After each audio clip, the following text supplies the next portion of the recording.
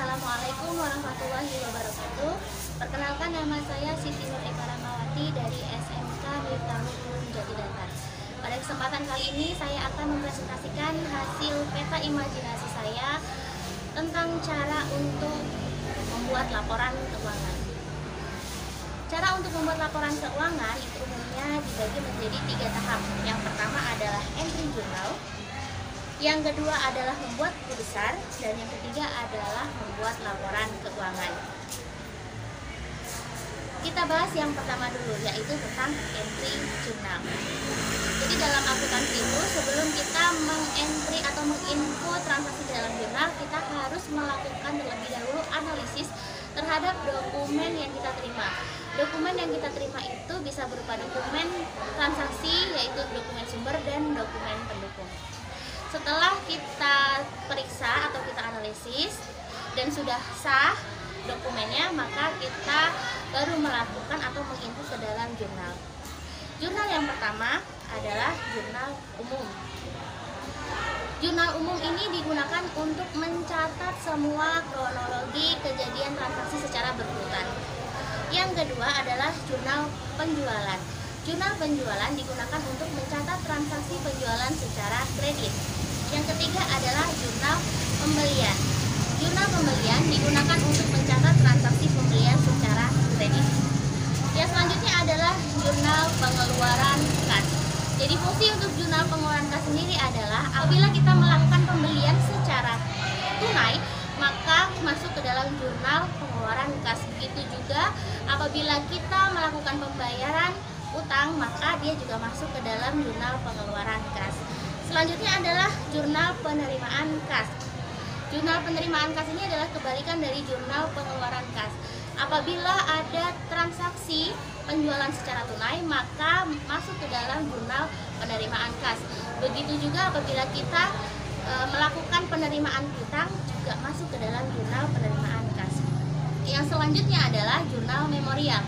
Jurnal memorial ini digunakan untuk mencatat transaksi yang tidak dicatat dalam jurnal yang saya sebutkan di atas tadi. Ya, jadi seperti retur penjualan, retur pembelian, itu masuknya ke dalam jurnal memorial. Selanjutnya adalah jurnal kas kecil.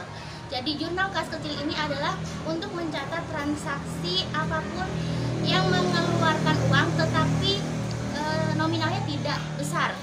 Biasanya itu tergantung kepada perusahaan masing-masing. Ada yang setara dengan 1 juta atau ada yang maksimum 2 juta, itu tergantung kepada perusahaan masing-masing. Selanjutnya, setelah kita mengentry jurnal, kita melakukan pembukuan di buku besar. Jadi buku besar itu berfungsi sebagai tempat untuk mengelompokkan akun-akun berdasarkan jenisnya. Buku besar itu dibagi menjadi beberapa bentuk. Ada bentuk T, bentuk kontrol, dan bentuk rangkap. Yang biasanya dipakai oleh perusahaan itu yang bentuknya rangkap.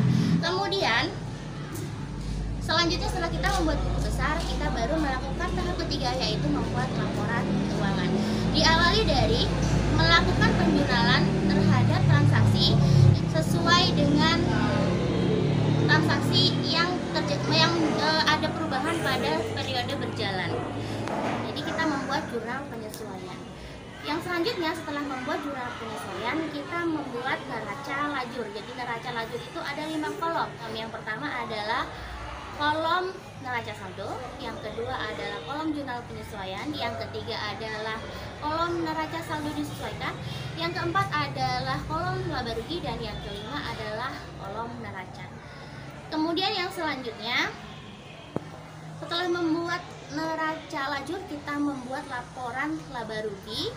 Kemudian kita membuat laporan posisi keuangan. Jadi kalau laporan laba rugi itu menggunakan data di neraca lajur yang bagian kolom laba rugi.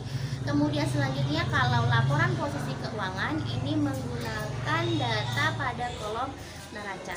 Setelah itu baru dibuatlah jurnal penutup untuk menutup akun-akun beban dan pendapatan. Kemudian setelah kita melakukan jurnal penutupan, kita akan membuat buku besar sekali lagi, yaitu buku besar penutupan. setelah kita membuat buku besar penutupan, barulah kita mendapatkan hasil akhir, yaitu berupa neraca saldo setelah penutupan. Demikian presentasi dari saya, mudah-mudahan bermanfaat. Terima kasih untuk semua pihak yang sudah mendukung. Kurang lebihnya saya mohon maaf. Saya akhiri. Wassalamualaikum warahmatullahi wabarakatuh.